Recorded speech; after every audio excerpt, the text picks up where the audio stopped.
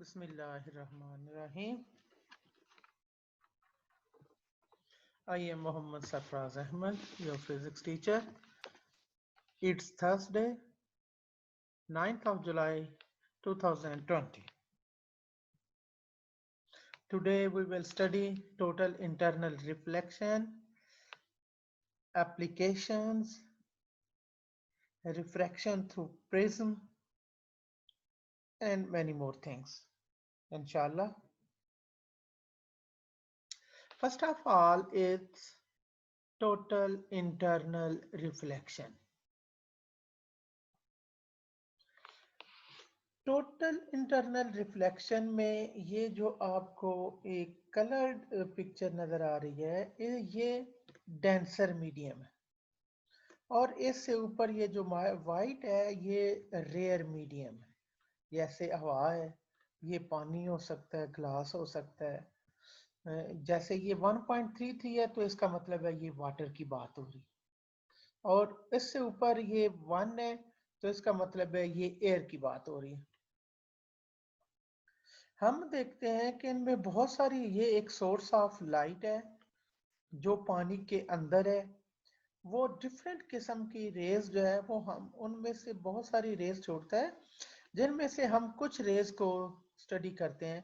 एक रे first one is ये वाली जो बिल्कुल सीधी गुजर जाती है। भाई ये भी तो डेंसर मीडियम से रेयर मीडियम में गई है, ये क्यों नहीं बेंड हुई? तो इसका जवाब ये होता है कि हर वो रे जो इंटरफेस पर, ये इंटरफेस है, ये जो मीडियम की बाउंड्री है, इस पे 90 के एंगल पे टकराएगी, वो चीज सीधी गुजर जाएगी बगैर बेंड हुए। अब एक रे ऑफ लाइट इससे थोड़ा सा इधर या उससे थोड़ा सा इधर टकराएगी, यानी 90 का एंगल नहीं बनेगा इस सरफेस के ऊपर उसका, तो वो फिर बेंड होगी। जैसे हम ये देख रहे हैं कि ये वाली रे ऑफ लाइट जो नंबर 2 पे है, ये रे ऑफ लाइट यहाँ पे आके जब रेयर मीडियम में जाती है तो कमजोर मीडियम में जाती है तो it bends away from the normal. ये हमने लास्ट लेक्चर में भी ये स्टडी किया था कि जब रे ऑफ लाइट ताकतवर मीडियम में आती है तो it bends towards the normal, जबकि रे ऑफ लाइट अगर कमजोर मीडियम में जाती है तो it bends away from the normal, जैसा कि यहाँ पे हो रहा है। यानी एंगल ऑफ इंसिडेंस अगर 20 का है तो एंगल ऑफ रिफ्रैक्शन 27 बन रहा है, यानी उससे बड़ा, it goes away from the normal. Third पे है कि अगर आपने अब एंगल ऑफ इंसिडेंस 30 कर दिया तो जो एंगल ऑफ रिफ्रैक्शन है वो भी बढ़ गया, वो 42 हो गया। इसका मतलब है जो जो हम आगे की तरफ जाते जा रहे हैं एंगल ऑफ इंसिडेंस बढ़ाते जा रहे हैं और एंगल ऑफ रिफ्रैक्शन भी बढ़ता जा रहा है। इससे नेक्स्ट रे पे आए तो ये वाली फोर्थ रे जो है ये 40 के एंगल पे स्ट्राइक करती है यहाँ पे इंटरफेस पे। 40 का एंगल क्या, किसके साथ? एंगल ऑफ ये रे ऑफ इंसिडेंस का नॉर्मल के साथ बनने वाला एंगल, ये नॉर्मल और रे ऑफ इंसिडेंस के दरमियान जो बनने वाला एंगल है इसे आप एंगल ऑफ इंसिडेंस कहते हैं। और जबकि उसके मुतलका जो एंगल ऑफ रिफ्रैक्शन है वो 59 है, दैट इज ग्रेटर देन 40। इसका मतलब है एंगल ऑफ इंसिडेंस छोटा होगा और उसके मुतलका एंगल ऑफ रिफ्रैक्शन बड़ा होता जाएगा। अब नेक्स्ट टाइम नेक्स्ट रे में जो फिफ्थ रे है इसमें हम देख रहे हैं कि हमने इसका एंगल 48.8 कर दिया, ये एंगल ये यहाँ पे लिखा हुआ है। तो उसके जो मुतलका रे थी रिफ्रैक्टेड रे, it travels along the interface, it travels along the interface along the boundary, ठीक है, सेपरेटिंग द टू मीडिया। तो ये इंटरफेस है या इंटरफेस कह लें, बाउंड्री कह लें, दोनों मीडियम्स के दरमियान जो बाउंड्री है उसके साथ साथ चलती है। तो वो वाला एंगल ऑफ इंसिडेंस, वो वाला एंगल ऑफ इंसिडेंस जिसकी रिफ्रैक्टेड रे 90 का एंगल बना ले, ये 90 का एंगल बन गया उसका, तो वो angle of incidence critical angle कहलाता है। एंगल ऑफ रिफ्रैक्शन को नहीं कहना, वो वाला एंगल ऑफ इंसिडेंस जिसकी रिफ्रैक्टेड रे नॉर्मल के साथ 90 का एंगल बना ले, या इस तरह से कहें कि वो मीडियम की बाउंड्री के साथ साथ ट्रेवल करे, तो ऐसे एंगल ऑफ इंसिडेंस को हम क्रिटिकल एंगल कहते हैं। अब इंपॉर्टेंट बात यह है कि जब एंगल ऑफ इंसिडेंस इससे भी बढ़ जाता है, क्रिटिकल एंगल से भी, तो फिर हम देखते हैं कि दूसरे मीडियम में कोई चीज, रे ऑफ लाइट नहीं जा रही, बल्कि जो रे थी वो रिफ्लेक्ट बैक होगी। अब रिफ्रैक्शन नहीं कहना, अब रिफ्लेक्शन कहना है एल के साथ। ये रिफ्रैक्शन है दूसरे मीडियम में आना, लेकिन अगर वापस उसी मीडियम में आ जाए तो ये रिफ्लेक्शन है। इसका मतलब ये है कि हमने देखा कि जब angle of incidence greater than critical angle हो जाए तो फिर रिफ्रैक्शन नहीं होती, बल्कि उसकी जगह पे रिफ्लेक्शन हो जाती है। तो इसे ही हम टोटल इंटरनल रिफ्लेक्शन बोलते हैं। ये बड़ी इंपॉर्टेंट बात है। टोटल इंटरनल रिफ्लेक्शन है क्या? When the angle of incidence, किसका angle of incidence? Of a ray of light travelling from denser to rare medium. जैसा कि हमने पीछे पढ़ा है कि इन रेज को टोटल इंटरनल रिफ्लेक्शन होने के लिए डेंसर मीडियम से रेयर मीडियम में होना चाहिए। अगर रेयर से डेंसर में होगी तो फिर टोटल इंटरनल रिफ्लेक्शन नहीं होती। When the angle of incidence of a ray of light traveling from denser to rare medium becomes greater than critical angle, तो फिर entire light is reflected back into the denser medium. This is called total internal reflection. इसमें अब question आ जाता है कि define total internal reflection, और फिर कहता है कि इसकी दो कंडीशंस लिख दें।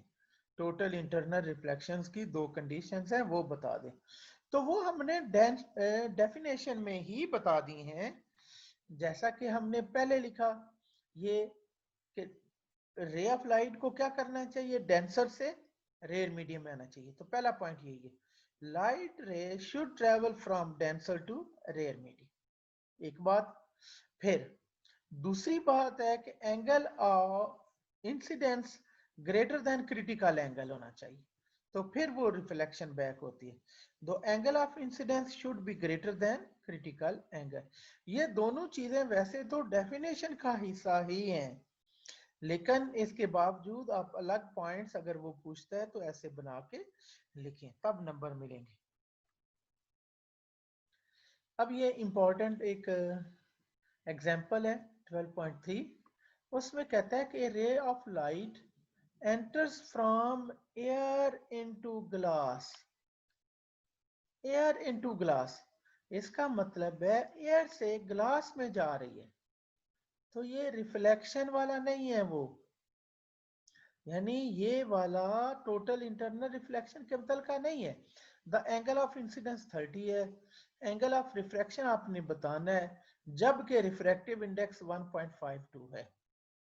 1.5 के अराउंड जो होता है 1.5 ये ग्लास के लिए होता है। ये ऊपर बल्कि लिखा भी हुआ है कि वो ग्लास में एंटर हो रही है। तो स्नेल्स लॉ ये कहता है n is equal to sine i over sine r. Values put कर दें, n की जगह 1.52, साइन 30, आई की जगह 30 आ जाएगा, divided by sine r. R तो आपने एंगल ऑफ रिफ्लेक्शन जो है वो निकालना है, रिफ्रैक्शन। तो आपने फिर क्या किया, साइन आर को इधर ले आए और 1.52 को दूसरी तरफ ले जाए, नीचे आ जाएगा। साइन 30 की वैल्यू कैलकुलेटर से फाइंड करें जो कि 0.5 होती है, और डिवाइड करें उसको 1.52 के साथ, तो आपके पास आंसर आ जाएगा 0.33। ये बेसिकली आंसर आया है sine of angle of r. आपको सिर्फ एंगल चाहिए, साइन नहीं चाहिए, तो आप दोनों तरफ इनवर्स ले लें। इस तरफ इनवर्स और साइन कैंसिल आउट हो जाएंगे, तो इस तरफ साइन इनवर्स 0.33 आ जाएगा। कैलकुलेटर की मदद से अगर आप साइन इनवर्स लेना आता है तो ये एंगल निकल आता है 19.3 डिग्रीज। ये इसका इनवर्स लेने का तरीका होता है, आप सेकंड फंक्शन को दबाएं फिर साइन को दबाएं तो वो साइन इनवर्स लिख लेगा। सिंपल साइन को दबाएंगे तो वो साइन 0.33 को निकालेगा, वो और चीज है। सेकंड फंक्शन फिर साइन, फिर भी एक ब्रैकेट डाल के 0.33 लिखें और फिर इज इक्वल टू दबाएंगे तो वो 19.3 डिग्रीज बताएगा, अगर आपका कैलकुलेटर डिग्रीज में है। अगर आपका कैलकुलेटर उस वक्त रेडियंस में है, ग्रेडियंस में है, तो फिर वो ये वाला आंसर नहीं देगा। अब applications of total internal reflection. First one is totally internal reflecting prism. ये देखें, ये एक प्रिज्म है, ये ग्लास की बनी हुई ग्लास की प्रिज्म आप देखेंगे जब आप आएंगे। तो आपने क्या किया, ये एक बॉडी है ए बी, जिसके पॉइंट ए में से भी एक रे ऑफ लाइट निकल रही है जो इसको ये टकरा के फिर पॉइंट बी में से भी रे ऑफ लाइट टकरा रही है और गुजर रही है। तो अब हम देखते हैं कि यहाँ पे तो एयर है, यहाँ पे एयर है, तो रे ऑफ लाइट एयर से ग्लास के अंदर आ रही है, लेकिन वो बेंड तो नहीं हो रही। बेंड इसलिए नहीं हो रही कि ये अब रे ऑफ लाइट नॉर्मली स्ट्राइक कर रही है।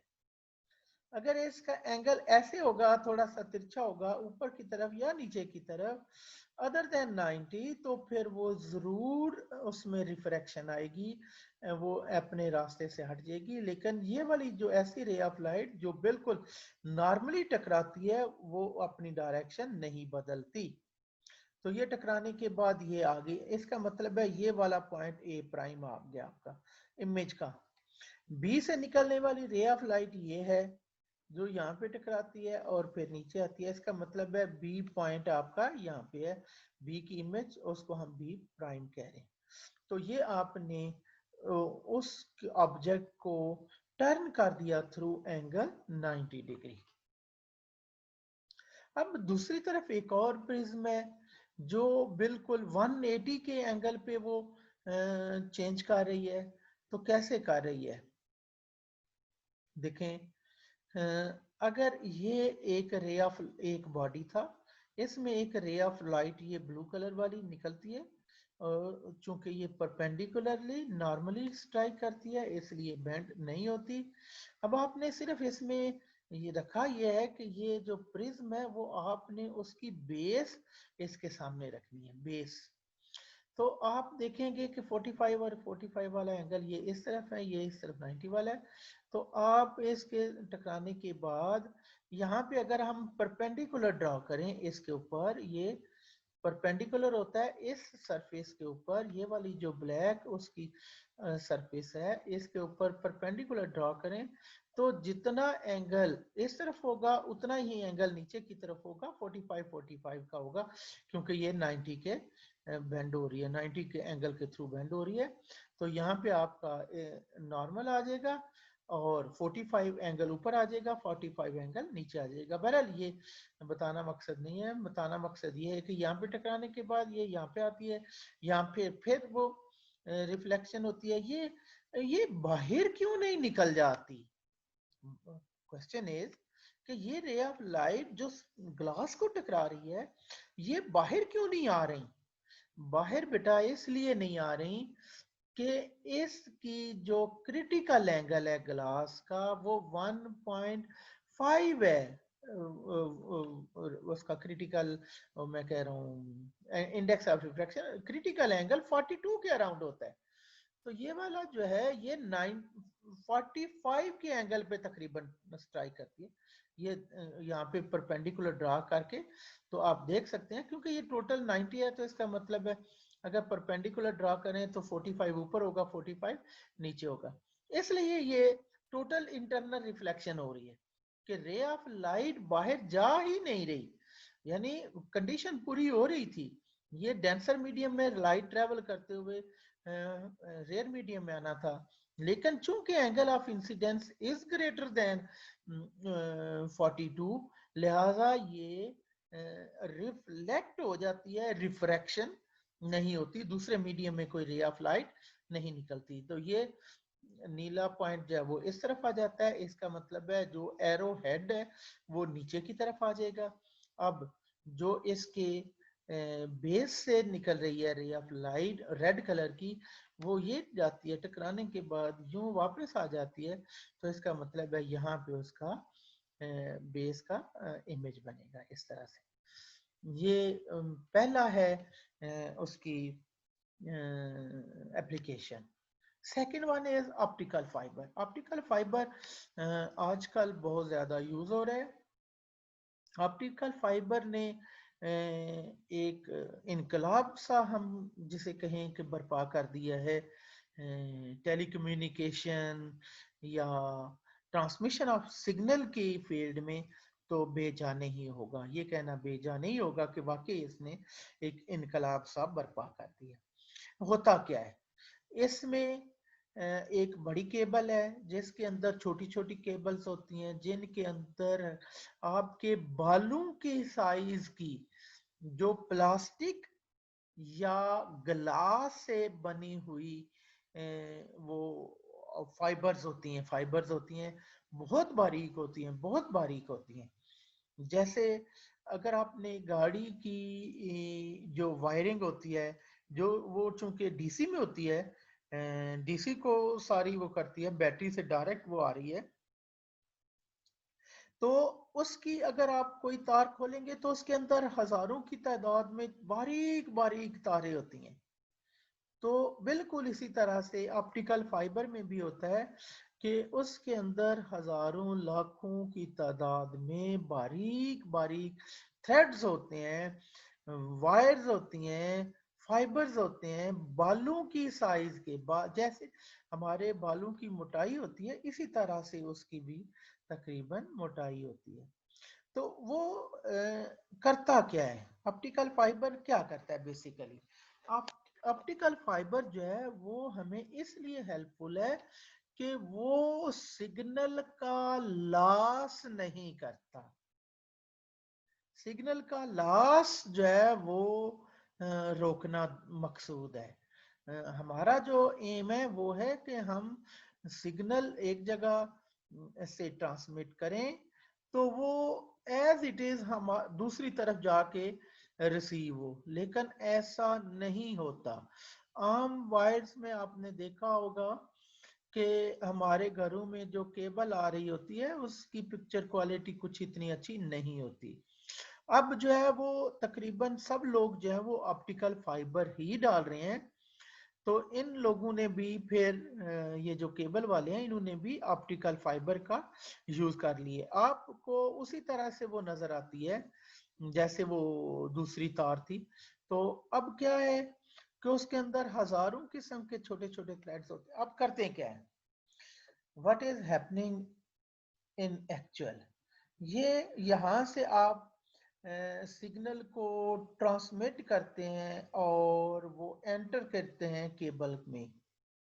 अब देखें यहाँ से जो ये वाला ब्लू लाइन एंटर हो रही है, अब इसका एंगल ऑफ इंसिडेंस यहाँ से आप देखेंगे कि इस सरफेस के आप ऊपर परपेंडिकुलर ड्रॉ करेंगे यूं, और ये वाला एंगल ऑफ इंसिडेंस जो है वो देखेंगे ये उसके ऑप्टिकल फाइबर के रिफ्रैक्टिव इंडेक्स से नहीं, रिफ्रैक्टिव इंडेक्स से नहीं कहना चाहिए, क्रिटिकल एंगल से ज्यादा होता है। ये वाला जो एंगल है ये इसके क्रिटिकल एंगल से चूंकि बड़ा होता है, इसलिए यहाँ पे जो सिग्नल है दूसरी तरफ नहीं निकलता, बल्कि टोटली इंटरनली रिफ्लेक्ट होता है, टोटली इंटरनली रिफ्लेक्ट होता है। इसी तरह से ये जो रेड कलर का सिग्नल है ये भी इसी तरह से कि यहाँ पे अगर हम परपेंडिकुलर ड्रॉ करते हैं, ये तो एंगल ऑफ इंसिडेंस होगा इसके और इस नॉर्मल के और इस रे के दरमियान में एंगल, तो वो greater than critical angle of optical fibre होता है। जो भी मटेरियल आप यूज कर रहे हैं तो वो ज्यादा होता है। इसलिए रे ऑफ लाइट जो है वो मीडियम के दूसरी तरफ नहीं जाती, बल्कि उसी मीडियम में टोटली इंटरनली रिफ्लेक्ट बैक होती है, और ये after multiple reflections it is transmitted from one place to the other. अब बात ये है कि ये जो ऑप्टिकल फाइबर है इसका इस्तेमाल अब टेली कम्युनिकेशन में तो बहुत ज्यादा हो रहा है। देखिए एक सिंपल सी अगर बात करें, अगर आपने एक केबल के थ्रू 10 किलोमीटर या 20 किलोमीटर करवाना है, सिग्नल पहुंचाना है एक जगह से दूसरी जगह, तो आप देखेंगे एंड तक तो पहुंचेगा ही कुछ नहीं। 20 किलोमीटर के फासले पर जब पहुंचेंगे तो कुछ नहीं पहुंचेगा। फिर आपको क्या करना पड़ता है, फिर आप बूस्टर लगाते हैं, मुख्तलिफ जगहों पे बूस्टर लगाते हैं। अगर फर्ज कर ले आम तार के साथ आप 20 बूस्टर लगाते हैं 20 किलोमीटर के लिए, तो ऑप्टिकल फाइबर के लिए आपको 4-5 यानी इतने बूस्टर से काम चल जाएगा। देखिए 100% लॉस किसी वो खत्म कर देना वो पॉसिबल नहीं होता। आप लॉसेस को मिनिमाइज कर सकते हैं, आप नेचर के अगेंस्ट नहीं जा सकते। अगर इस तरह से होता कि बिल्कुल ही सिग्नल लॉस को आप कंट्रोल कर ले, इसका मतलब है फिर तो आपने खुदा ही दावा कर लिया, अल्लाह माफ करे। ऐसे नहीं होता, आप मिनिमाइज करते हैं खतरों को, ये लॉसेस को। तो ये है। इसके बाद है, बल्कि ये उसमें ऑप्टिकल फाइबर की एक और दूसरी पिक्चर है जिसमें हम देखते हैं कि ये वाला ऑप्टिकल फाइबर है, ये उसकी बाहर की जो है उसके ऊपर प्लास्टिक वगैरह लगा होता है, अंदर जो है वो ये उसकी कोर है, कोर जो मेन पार्ट है, जो दरमियानी पार्ट है, इसका रिफ्रैक्टिव इंडेक्स ज्यादा होता है। इसका रिफ्रैक्टिव इंडेक्स ज्यादा होता है। जो जो हम बाहर की तरफ जाते हैं, क्लेडिंग, ये वाले जो चीजें ये है, जो आउटर पार्ट होता है उसको हम क्लेडिंग बोलते हैं। जो क्लेडिंग का रिफ्रैक्टिव इंडेक्स है वो कम होता है, ताकि ये इसलिए हम करते हैं कि हम पूरी अपनी कंडीशन सेटिस्फाई कर सकें कि ये हायर डेंसर मीडियम से रे ऑफ लाइट जा रही थी किस तरफ, लाइटर मीडियम की तरफ, जिसका रिफ्रैक्टिव इंडेक्स कम है। जिसका रिफ्रैक्टिव इंडेक्स ज्यादा होगा वो डेंसर मीडियम गिना जाएगा। तो ये डेंसर मीडियम है, इससे ये गई, तो ये इस ये वाला जो कलर है इसकी रिफ्रैक्टिव इंडेक्स कम है। तो इसका मतलब है हमारी पहली शर्त पूरी हो गई। दूसरी शर्त भी पूरी हो रही है कि इस सरफेस के ऊपर अगर परपेंडिकुलर ड्रा करें, तो परपेंडिकुलर ड्रा करेंगे तो आप देखेंगे कि इसका जो एंगल ऑफ इंसिडेंस है वो greater than its critical angle है। और हमने कहा कि फिर ये दोनों शर्तें पूरी हो गई, लिहाजा सिग्नल का कोई पार्ट इधर नहीं आता बल्कि टोटली इंटरनली रिफ्लेक्ट होता है। तो ये ट्रांसमीटर है जो सिग्नल को एक जगह से इसमें एंटर कर रहा है, और यहाँ पे वो आपने रिसीवर लगाया हुआ है जो इलेक्ट्रिकल सिग्नल हमें आउटपुट की शक्ल में मिलता है। Third one is light pipe. Light pipe जो है वो जैसा कि आप जानते हैं ये डॉक्टर्स वगैरह यूज करते हैं। होता क्या है कि इसमें भी बेसिक प्रिंसिपल वही होता है कि आप लाइट सिग्नल एंटर करते हैं at an angle greater than its critical angle. तो ये वाला देखें, इसके ऊपर परपेंडिकुलर ड्रा करें तो आपके पास ये जो एंगल बनेगा ये that will be greater than its critical angle, और ये सिग्नल लॉस नहीं होगा। हम ये बिल्कुल वही फार्मूला है और वही चीज है। एंडोस्कोप, एंडोस्कोप जो है वो बेसिकली डॉक्टर्स यूज करते हैं, ये भी वही बात है। इसमें medical instrument used to explore the internal parts of human body, human body के अंदर हम पहुंचा देते हैं, क्योंकि इनका साइज बहुत स्मॉल होता है, साइज बहुत छोटा होता है।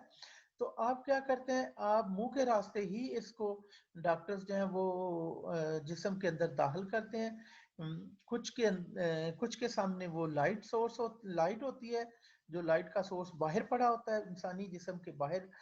हम उस जो लाइट पाइप बेचते हैं, एंडोस्कोप बेचते हैं, उसके यानी एक तरफ वो होता है सोर्स जो बाहर पड़ा है, और सामने जो है वो आप जिस बॉडी के ऑर्गन को आपने रोशन करना है उसके ऊपर वो लाइट डालता है। साथ में कैमरा भी बेचते हैं जो उसकी पिक्चर जो है वो आपको बाहर डिस्प्ले करके देता है और आप देखते हैं कि ये किस तरह से है। टाइप इसमें एंडोस्कोप बहुत सारी किस्मों के हैं, जैसे गैस्ट्रोस्कोप है, ये स्टोमिक को देखने के लिए यूज करते हैं। सिस्टोस्कोप है, ये ब्लैडर को देखने के लिए यूज करते हैं। ब्रोंकोस्कोप है, ये गले को, थ्रोट को देखने के लिए यूज करते हैं। अब क्वेश्चन ये आ जाता है कि आप बताएं कि एंडोस्कोप क्या होते हैं, और ये गैस्ट्रोस्कोप, सिस्टोस्कोप और ब्रोंकोस्कोप किसके लिए यूज करते हैं। ये तीन वो पूछता है कि किसके लिए यूज करते हैं। अब क्वेश्चन ये होता है, तो आपने गैस्ट्रोस्कोप के सामने स्टमक ही लिखना है। अगर आप ब्लैडर के सामने, ये गैस्ट्रोस्कोप के सामने ब्लैडर लिख दें, उल्ट पुल्ट कर दें, तो इसका मतलब है फिर आपको कोई नंबर नहीं मिलना। गैस्ट्रोस्कोप स्टमक के लिए, सिस्टोस्कोप ब्लैडर के लिए, ब्रोंकोस्कोप थ्रोट के लिए। अब उसने बुक में तरतीब के साथ लिखे हुए हैं, और उधर से भी आपने तरतीब से देखने होते हैं। नाम तीन जो है वो उसने तरतीब के साथ लिखे हैं, तो तीनों तरतीब के साथ ही आपने इस तरफ भी यहाँ पे भी रखने हैं। अब refraction of light through prism, ये एक प्रिज्म है। ये इसमें हम इसे कहते हैं कि ये वाला एंगल ऑफ द प्रिज्म है, एंगल ऑफ द प्रिज्म। ये बेस कहलाती है। हमने कहा कि बेस हम नीचे रखते हैं, एंगल ऑफ द प्रिज्म ऊपर है। तो अगर आप कोई रे ऑफ लाइट इस पे स्ट्राइक करते हैं at an angle other than 90, अगर ऐसे रे ऑफ लाइट आएगी ऐसे, तो फिर वो बगैर मुड़े गुजर जाएगी। ये बिल्कुल ऐसे ही। तो आपने क्या किया, आपने एक रे ऑफ लाइट जो स्ट्राइक की इस बॉडी की इस सरफेस के ऊपर, जिसका एंगल अदर देन 90 था, एंगल ऑफ इंसिडेंस ये नजर आ रहा है किस किस के दरमियान, नॉर्मल के और इंसिडेंट रे के दरमियान जो एंगल बनता है वो एंगल ऑफ इंसिडेंस कहलाता है। अब उसका रास्ता तो ये था, ये डॉटेड लाइन, ये जो सीधा जा रहा है, ये अगर ये प्रिज्म बीच में ना होती तो ये रे ऑफ लाइट बिल्कुल ऐसे सीधी चली जाती, ये एज की तरफ। लेकिन चूंकि रे ऑफ लाइट लाइटर मीडियम से डेंसर मीडियम में आ गई है, तो इट बेंड्स टूवर्ड्स नॉर्मल, ये नॉर्मल है, ये नॉर्मल है, तो ये इसकी तरफ आ गई है, जाना इसने इधर था, तो इट बेंड्स टूवर्ड्स नॉर्मल। फिर ये वाली जो रे है हम कहते हैं पी क्यू इंसिडेंट रे है, और ई एफ जो है वो हमारे पास रिफ्रैक्टेड रे है, क्योंकि ये विद इन प्रिज्म है, ये विद इन प्रिज्म है, तो इसका मतलब है दूसरे मीडियम में एंटर होने पर उसने रास्ता बदला, तो ये रिफ्रैक्टेड रे। अब ये वाली जब रे ऑफ लाइट ट्रेवल करती हुई इस डेंसर मीडियम में अब रेयर मीडियम में बाहर आती है, तो हम इसे कहते हैं R S is the emergent ray. इसे हम क्या कहते हैं, इमरजेंट रे। इसको यहां से शुरू कर दें, एफ और एस, या एफ एस कह दें, बीच में आर को गोल कर दें, कुछ भी कहें कोई फर्क नहीं पड़ता। ये वाला जो है इमरजेंट रे है। अब यहाँ पे भी अगर आप देखें एंगल, तो वही ये इमरजेंट एंगल है नॉर्मल के और इमरजेंट रे के दरमियान, और यहाँ पे रिफ्रैक्टेड रे और नॉर्मल के दरमियान जो एंगल है वो एंगल ऑफ रिफ्रैक्शन कहलाता है। अच्छा, ये वाला ये इंसिडेंट रे थी ये, अब जा वो इस तरफ रही है, इसका मतलब है अगर हम इस रे को, इमरजेंट रे को पीछे की तरफ बढ़ाएं, तो ये यहाँ पे जाती है। अब देखें इंपॉर्टेंट बात है कि रास्ता, ओरिजिनल रास्ता ये था उसका, ये एच की तरफ, पी क्यू ई जी एच, ये वाला रास्ता था बिल्कुल स्ट्रेट लाइन। अब जा वो इस तरफ रही है, ये वाली जो है, तो इसका मतलब है अगर इसको हम पीछे की तरफ बढ़ाएं तो ये है वो एंगल जितने एंगल के थ्रू वो इस प्रिज्म की वजह से अपन डेविएट हुई है अपने ओरिजिनल पाथ से। तो इसे हम कहते हैं angle of deviation. Angle of deviation. Original रास्ता ये था, ये स्ट्रेट जा रही है वो यूं इस रास्ते, इसका मतलब है कितने एंगल के थ्रू वो डेविएट हुई है अपने ओरिजिनल पाथ से, ये जो है एंगल ऑफ डेविएशन कहलाता है। ये इतने एंगल से वो अपने ओरिजिनल पाथ से हट गई है। और ये वाला एंगल ऑफ डेविएशन जो है ये कब मैक्सिमम ये हो सकता है, जब ray of light within prism parallel to base आ जाए। पैरेलल टू बेस आ जाए तो ये एंगल ऑफ डेविएशन जो है वो मिनिमम हो जाता है, मिनिमम हो जाता है। इसके अलावा वो एंगल ज्यादा ही बनता है। चले अब हमने असाइनमेंट क्या देखना है। तो पहला काम तो पहला पॉइंट तो एग्जैक्टली वही है कि आपने लेक्चर सुनना है, अंडरस्टैंड करना है चीज़ों को, फिर सेम टॉपिक बुक से भी देखने और फिर अपनी कॉपी पे नोट्स बनाने हैं। अब आज की असाइनमेंट ये है कि पेज नंबर 67 इसी चैप्टर के न्यूमेरिकल्स में एक न्यूमेरिकल है 12.11 इसको 11 नहीं पढ़ना, 12.11। जब पॉइंट के बाद होता है तो फिर उनको इंडिविजुअली पढ़ते हैं, अलग अलग पढ़ते हैं, जैसे 18, 13, 73, 51 कुछ भी हो तो पॉइंट के बाद उनको अलग अलग पढ़ना होता है। 12.11 तो ये पेज नंबर 67 पे ये आपने हल करके मुझे भेजना है। और भेजना कब है? फ्राइडे 9 AM से पहले पहले, क्योंकि इसके बाद जो आएगी वो कम से कम आप भेज तो सकते हैं लेकिन वो अटेंडेंस में शामिल नहीं होगी। चलिए बहुत शुक्रिया बेटा, इंशाल्लाह बाकी इंशाल्लाह हम नेक्स्ट टाइम पढ़ेंगे। मेरी तरफ से अल्लाह हाफिज।